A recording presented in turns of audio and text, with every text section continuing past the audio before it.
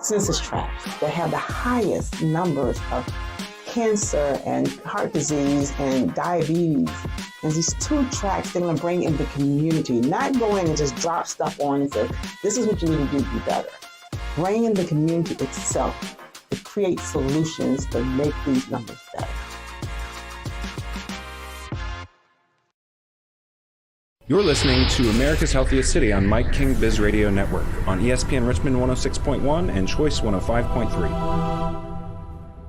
Good morning and welcome to America's Healthiest City. I'm your host, Will Melton, and today in the studio we have Myra Smith, the Executive Director of Leadership Metro Richmond. You are listening to America's Healthiest City on ESPN Richmond 106.1, and we do this show each week at 6 a.m. on Thursdays. You can catch us here on the network on ESPNRichmond.com or on all of our socials as we stream live. Today, we're going to talk about leadership.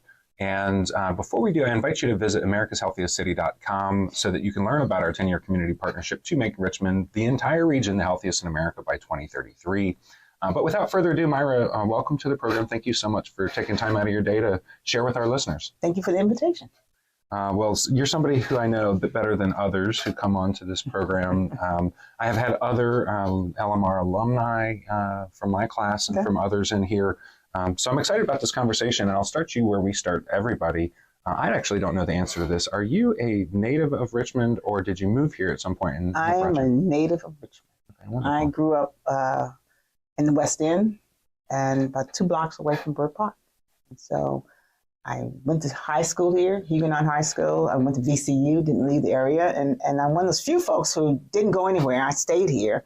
I went to VCU, got my graduate degree in public administration and an undergraduate in urban studies.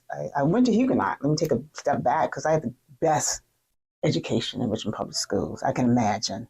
Worked as an economic development planner in Farmville. I was an institutional researcher at what is now Bright Point. And so I've been different careers, different paths.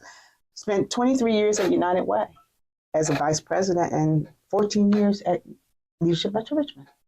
Big contributions to the Richmond region. I think you probably know some of our bright spots and challenges better than others.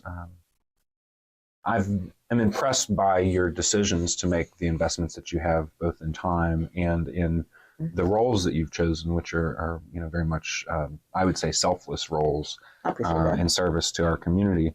Tell us a little bit about what motivated you to become a servant leader, or a leader who serves. I think what really motivated me was my parents.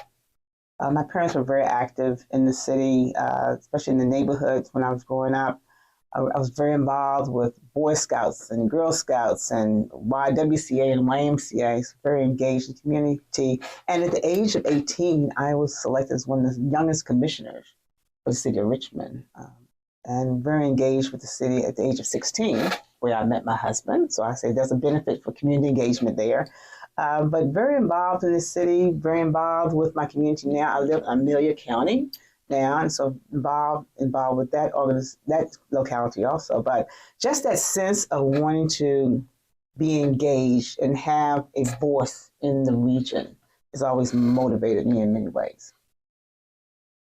So now that you are, you've almost, trying to do the math here, 40 years now in nonprofit service specifically. Tell us what you have learned about Richmond that makes it a place that you've chosen to continue to invest in. Richmond has leaders that have a desire to serve. We have individuals from all walks of life who are engaged in our community in volunteerism and philanthropy and outreach and education and volunteerism and policy changes and creating things in our community. We have an active community, folks very engaged. So individuals come through our program. That is our big push. Acquire the tools to be a leader and a community leader, which is a lot different than professional leadership, but community leadership. Acquire those tools, expand your network, and then go forth and make a difference in the lives of others. That's how I grew up. That's how I am. Along with my job at LMR, I'm engaged in the community on boards and different initiatives. And that's one thing I will say about engagement. When you get involved in the community, it's a mental health for you. You have a sense of belonging, and it kind of feeds your soul and your mental health. And so that belonging, that working with others, because we're social beings. We want to be with others who have similar goals and ideas that we have. Bringing folks together to do great community work. People do it all the time. I can give you a suggestion, example. And look at John Lugbill. John Lugbill runs Sports Backers, done for decades, and just a fabulous program. He is considered, I consider him as like, he's the active RVA guru, if you will.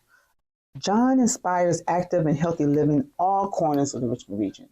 But one thing he does, he brings in, because he understands collaborative leadership, he brings in business and education and neighborhoods together to make all these things work at Sports Backers. He brings in over thousands and thousands of volunteers to do its work. That engagement, just giving folks that opportunity to be engaged is huge. And so we have different opportunities in our region, like John's organization, to really make an impact on the health of our region. Well, I think that you said something that really stands out to me, and I wonder your thoughts on this.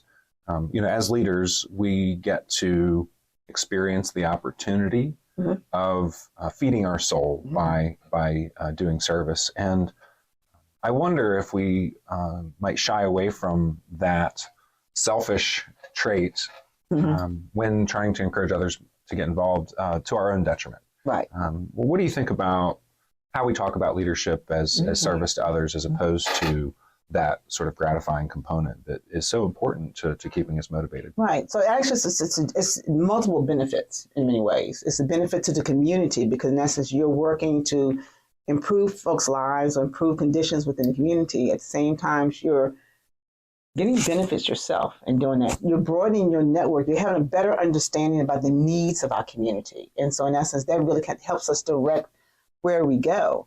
I'll give you an example of someone who kind of did that. Leslie Mehta is a attorney, and I'm speaking of folks who have been recognized by LMR this past year. Leslie Mehta is a lawyer, and 6 years ago, Leslie's daughter was, I think, diagnosed with Rett syndrome, and she died about 3 years ago, I believe. And so what Leslie did, she went on to the international board of Rett syndrome. She really helped to bring more dollars into the training and into their research. And Rett syndrome is a rare disorder that typically renders a person incapable of walking, talking, having purposeful use of the hands, and it's rare. And so she really took her lived experience after the death of her daughter and started a journey of hope. And I think that's a lot of people do that, really think about what you've experienced and how you would like things to be better for others. I've done that. I served on the Kidney Foundation board. I was the chair of the Kidney Foundation for Virginia and West Virginia. Why? Because my mother was a kidney transplant recipient. I saw what it did for her. My father had multiple myeloma. I went on the leukemia board because so think about the things that impact. It's not selfish to do that, but think about what's impacted your family, what impacted people that you know. I've been on Alzheimer's board because one of my best friends' husband's diagnosed with Alzheimer's. It moved me to do things in the community when it came to health because of the experiences that I had and experiences my family had. Well, with that, we're going to take a quick break, and when we come back, we'll spend a little bit more time talking about Leadership Metro Richmond and all the great work that you do. Thank you. Thank you for listening to America's Healthiest City on Mike King Biz Radio Network. Welcome back. You are listening to America's Healthiest City on ESPN Richmond 106.1, part of the Mike King Biz Media Network. In the studio today, we have Myra Goodman Smith, the Executive Director of Leadership Metro Richmond. We were talking about the selfish and selfless act of service and leadership to the community. And we're going to talk a little bit more about Leadership Metro Richmond. But before we do, please take a moment to follow us on all of our socials on YouTube, Facebook, Instagram, and LinkedIn if you want to catch all of our short clips and full episodes. You can also subscribe to our newly released podcast, which is a slightly longer version of this show, and we're going to be bringing that to you each week so you can listen on the road. Myra, thanks for being here today, and I'm really one of those people who have been impacted by the work of Leadership Metro Richmond. I hear sort of anecdotes of what this step for people does, and I can speak to it, class of 2020, as we say, best class ever. But just for our listeners' sake, not everybody knows what Leadership Metro Richmond is. So can you tell me a little bit about its origin and just maybe a little bit about the flagship program as a starting point? Sure. Leadership Metro Richmond has been in our region for 44, going on 45 years, created to bring together the leaders in our region. In that sense, the leaders did not know one another. And back in the early 70s, we were a segregated community. We had just done some integration of schools. We had annexation happen. Communities were not talking to each other. Leaders did not know one another. So for us to move our region forward, we have to work together. No matter our backgrounds or what circumstances we come from, it's going to take, if you will, a village to move our region forward. And so that's why LMR was created. To bring together leaders, to get to know one another, to have a greater understanding about one another, and have greater cooperation. So when we do work together, that barrier of not knowing one another and not understanding one another is gone. We prepare leaders to serve. So in essence, we heighten individuals' knowledge about issues in our region, education, housing, transportation. We believe that community leaders need to be informed and understand the intersectionality of all of those issues that come into play. We also give leaders tools on having dialogue versus debate, tools on how to really focus on a design thinking and how to build solutions together as groups, as diverse groups. So in essence, we really make connections of community leaders. And oftentimes after the program, they go out and do wonderful things like what you're doing. They also do things as groups. We continue to work on their projects that their immersion team projects that they did in the class, really working together to make a difference. And that's the key part about it. So we're looking at leadership. So the class, Leadership Quest, now going into its 45th class year. We do that and prepare individuals for 10 months between September and June. We also focus on board service. It's another way that individuals can be engaged in the community. So we focus on connecting individuals to service opportunities. On September 25th, at the Richmond Raceway, we'll be having the Board Connector. And the Board Connector is a program we'll bring in about 40 to 50 nonprofit agencies. And they will be there. We invite residents to come in and learn about those agencies and the services that they do and find out about board service. That is one way, a volunteer way, that our residents can be involved in the community serving on boards. We have thousands of nonprofits. All of them have boards. And so we're working to diversify boards, different mindsets at the table, but also helping people to understand you don't have to be a CEO to serve on a board. You have a lived experience. You have knowledge. Bring that knowledge to the community. We're really trying to show nonprofits to really look at who to bring to their table. So you have people who you've done services for, bring them to the table. You're working with children, bring their parents to the table, bring folks with their lived experiences. It's great to have professionals on boards, and you need folks from the community to be on boards. And a lot of folks don't think they can do it, and that's why we provide online classes, online sessions to help people understand the roles and responsibilities of serving the board. So I'm talking about both of those things, but I'm going to start with Leadership Quest. And for those listening who may not know, America's Healthiest City, this initiative was born out of, I would say, directly from my time in Quest. It took a couple of years to figure out what to do, how could I use my skills to do something. But it is impactful and it is profound. And it does work. I've seen a number of leaders come out of the program and be empowered and just sort of naturally given the keys to go out and make a difference, probably doing things before that were impactful and powerful, but maybe not feeling fully capable or empowered or properly networked or resourced. Why do you think Quest is as effective as it is? I think the way we build the program, the class is intentionally diverse. So in essence, we provide a safe space for authentic truth, giving folks the opportunity. We always say people come to our program, it's Vegas. We don't share what we talk about because we want folks to be themselves and to speak their truth. And that's a big part of it. Also, people are learning and a deeper learning about issues, not just about the six pillars of transportation, but why and when and who, and understanding that, and not just understanding things on the surface. It's a deeper dive. And so when, like you said, your class of 2020, classes are very close. My class is 2006. I'm very close to the members of my class. We went through this experience together. And so I think that, and a lot of truth came out during that experience. And so that's what makes us, I think, close as classes. Classes have done some great work after the class.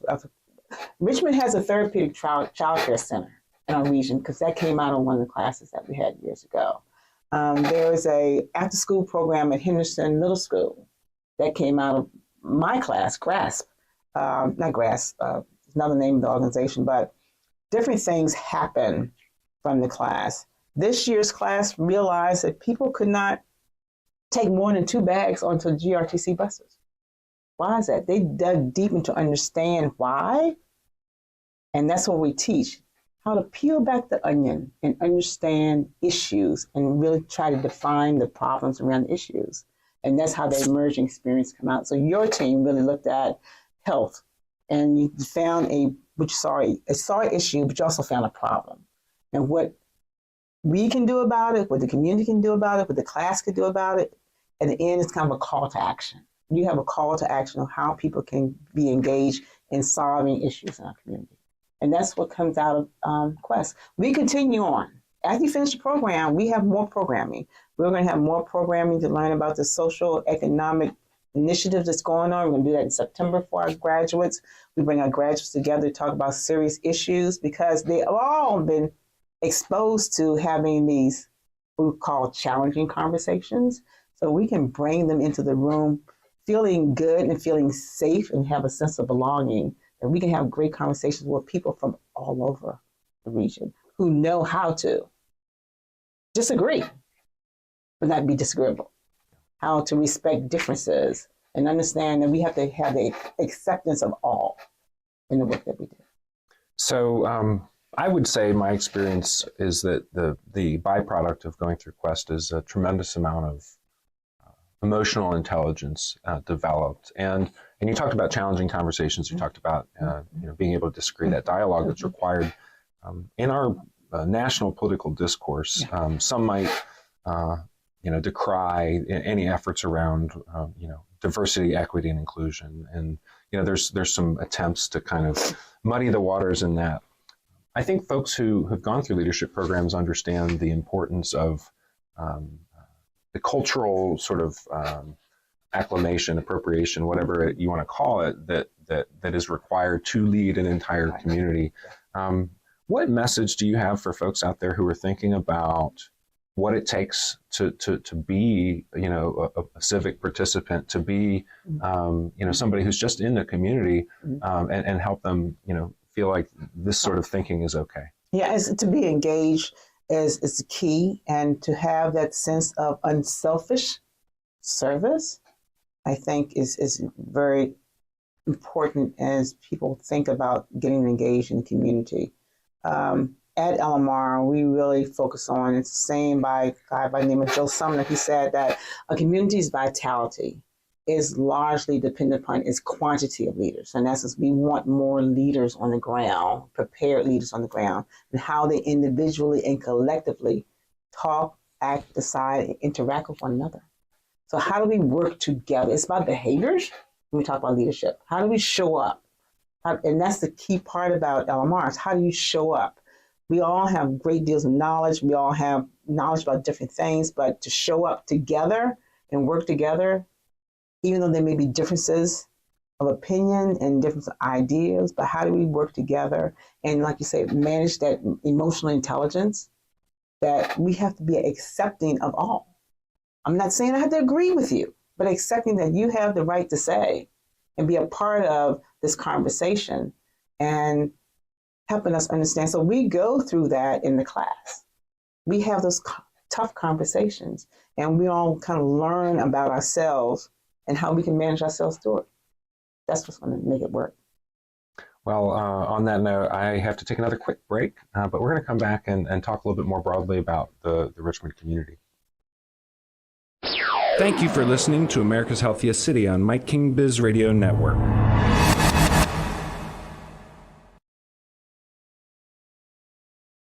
Welcome back to America's Healthiest City. We are in the ESPN studio with Myra Smith from Leadership Metro Richmond. If you're new to the program and you're not familiar with our ambassador program, please check out americashealthiestcity.com to learn about that. We invite businesses, nonprofits, government entities, academic institutions who are interested in seeing the region become the healthiest in America by 2033. Sign a very simple pledge that says that we're going to put our strategic decisions through the filter, which asks, how will this decision make our community healthier? We don't audit. We don't ask for you to report on anything. It's just a way to think. And I want to thank you, Myra, for agreeing to be an ambassador to America's Healthiest City. We do have to do this together. As we have a few minutes left in today's program, I wanted to shine the spotlight on the future.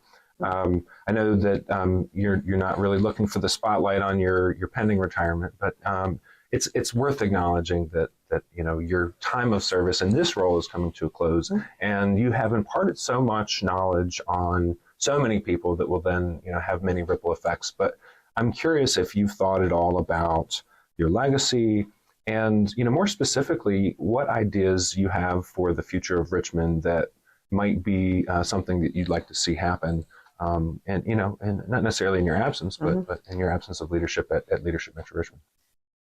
Well, I appreciate your comments. I really do. What I like to see is more collaboration in our region. Build more tables and bring in individuals to provide ideas and solutions when it comes to a healthy region. I'll give you an example. I talked about John Ludbill. I talked about Leslie Meta and her work in the Reds Foundation, but I also want to share with you about Cheryl Garland, who is the Director of Health Equity at VCU. Cheryl was celebrated and recognized by LMR this year for her work in health equity. One of those words she talked about, and equity, DEI, equity, belonging, all these things have been somewhat weaponized, if you will.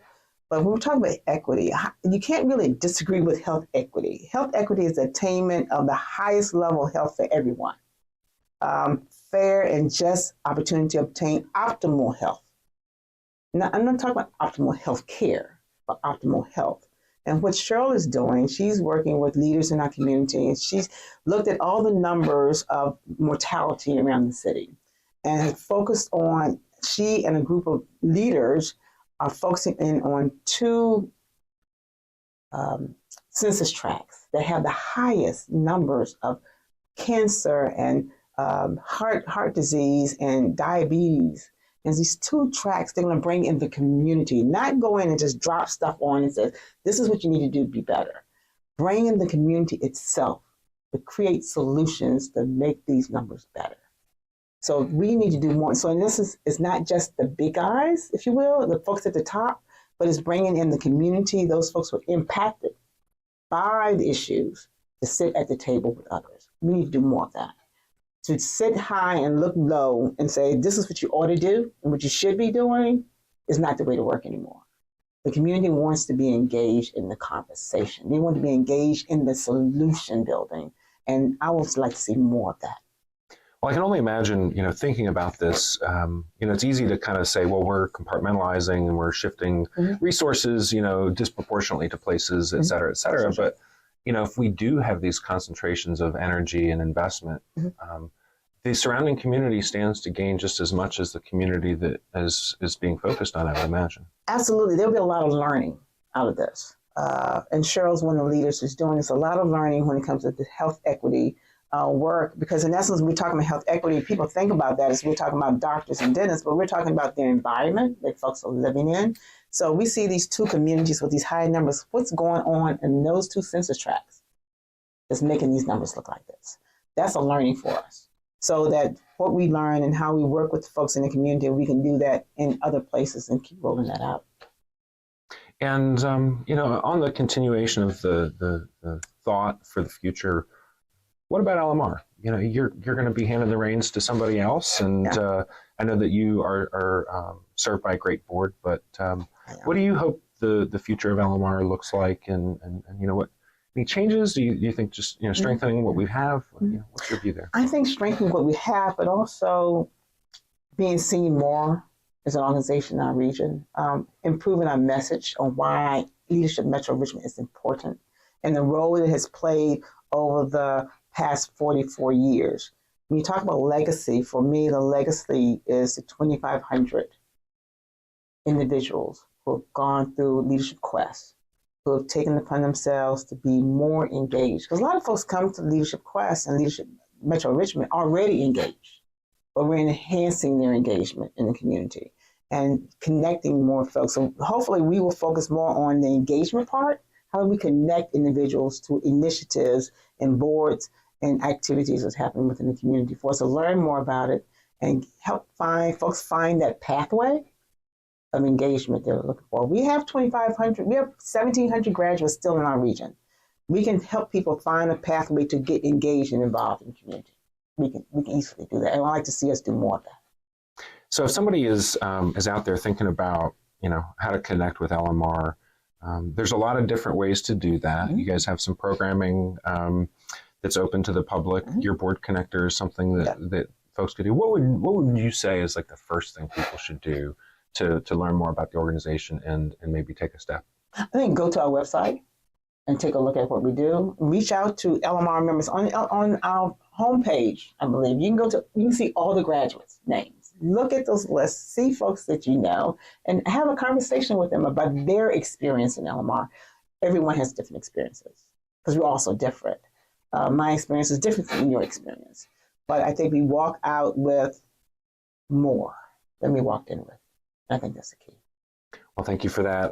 Before we go, I want to invite you to tell us somebody we should bring onto the show and talk to. I mentioned Cheryl Garland, one of our UCrops Award recipients that we had last year. I don't know if you had John Lugbill on your program, but John's a good guy, especially that volunteerism part and all the work, all the marathons that he does. But Leslie, as her work, all of them have taken different paths of engagement. John, the work that he does when it comes to volunteers, Cheryl, when it comes to her work in outreach and education, policy change has been Leslie. So having a conversation about what do you do as an individual when you feel the need that policy needs to be changed around health? He would be a great example of that. Well, I look forward to speaking to all three of those, and you just gave me the ammunition I need to invite them onto the show. So thank you so much for that. I want to say a big congratulations to you for all your accomplishments. I appreciate that. And I'm looking forward to the future as you find ways to go get some leisure out there and come back and advise us on what we need to do better as you're watching from the outside. I'm retiring, but not disappearing. Well, I'm glad to hear that. I can't wait to see what books you write. Before we do go, for those that want to connect with you in this phase of transition for you, what's the best way to reach you? You can reach me on my phone numbers. Our phone number's on the website. You can email me. I think my email is on the website also, msmith@lmronline.org. Or you can call us at 343-1500 and leave. And we'll be. I'm happy to talk to anyone when we talk about leadership in our region. Well, thank you so much for coming on the show. I really appreciate this. Thanks for the invite. This was America's Healthiest City on ESPN Richmond 106.1, part of the Mike King Biz Media Network. Catch us each week at 6 a.m. on Thursdays. We'll catch you next time.